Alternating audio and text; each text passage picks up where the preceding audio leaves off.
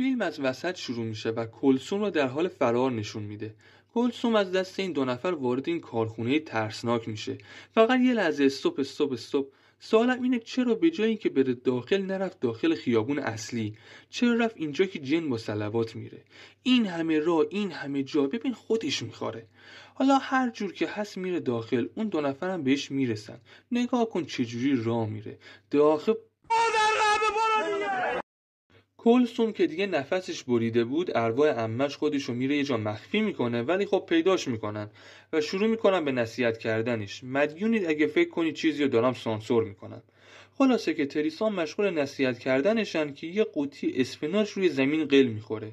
این عمو هم میره ببینه که چیه، که نتیجهش متاسفانه باعث میشه که کل تصورات من از کودکیم و ملوان زبل رو از بین ببره.